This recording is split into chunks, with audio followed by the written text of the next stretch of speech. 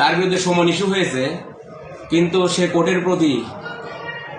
কোর্টের আদেশ অবমাননা করেছেন বিধায় তার বিরুদ্ধে গ্রেপ্তারি পরোয়ানা ইস্যু হয়েছে। মুফতি আমিন আহমদের বিরুদ্ধে আমরা মামলা করেছিলাম আমি বাদী হয়ে।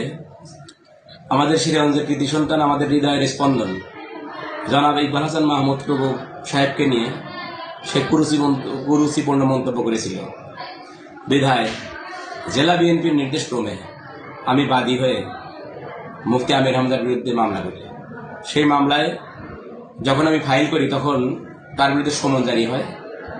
সমন পাওয়ার পরেও সারা বাংলাদেশে এটা ব্যাপকভাবে আলোচিত মামলা, তারপরে আজকে উনি হাজির হন নাই। তেলের ভোগান্তিতে ক্লান্ত? এখনই কিনুন রাইডো, এক চার্জে চলুন 100 কিলোমিটার পর্যন্ত। বিধায় আজকের বিজ্ঞ আদালত, সদর আমলি আদালত তার বিরুদ্ধে গ্রেপ্তারের পরোয়ানা ইস্যু করেছে। পরবর্তী তারিখ কবে? পরবর্তী তারিখ এখনো দেয়নি, পরবর্তী তারিখটা পরে পাওয়া যাবে। তো আপনি জেলা বিএনপির কনসার্ন নিয়ে মামলা করেছেন, আপনি বাদী আপনার শুনানিতে কি বলেছিলেন আজকে? আমি আজকে শোনাতে বললাম, যেহেতু তার বিরুদ্ধে সমন ইস্যু হয়েছে, কিন্তু সে কোর্টের আদেশ অবমাননা করেছেন বিধায় তার বিরুদ্ধে গ্রেপ্তারি পরোয়ানা ইস্যু হয়েছে। মাননীয় আদালত বললেন, যেহেতু সংসদ চলতেছে এই মুহূর্তে তাকে গ্রেপ্তার করা যাবে কিনা।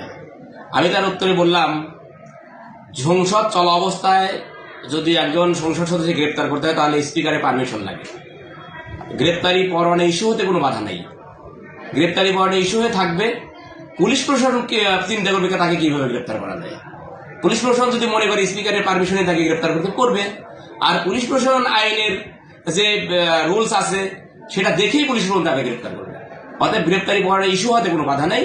পরে আদালত আমাদের কথায় সন্তুষ্ট হয়ে তার বিরুদ্ধে গ্রেপ্তারি পরোয়ানা দিয়েছে।